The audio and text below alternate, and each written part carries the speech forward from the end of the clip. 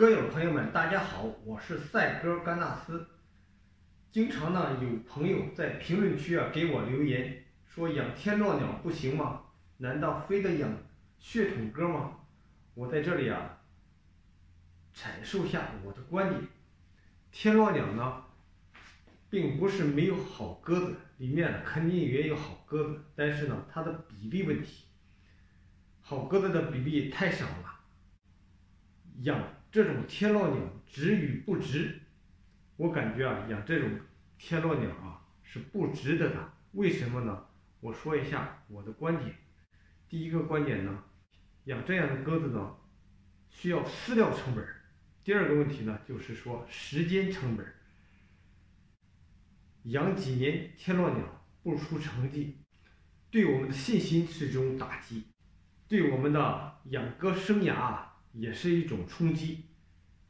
能不能坚持，或者是坚持几年，也是个问题。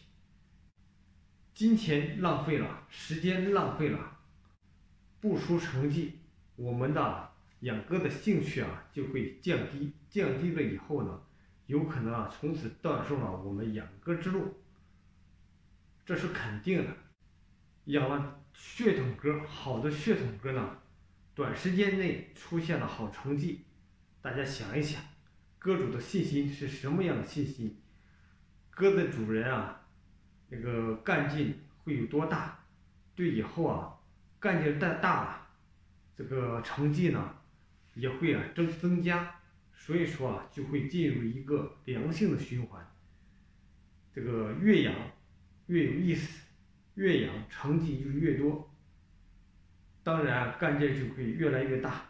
养天落呢，如果找到了一只好的天落，从此走向成功，那就是你中了大奖了，走了大运了。但是这样的几率太少了。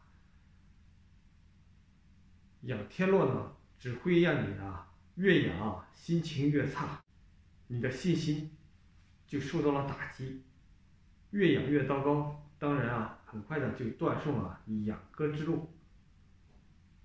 好了，今天我们就聊到这里，天落与血统鸽的区别。再见。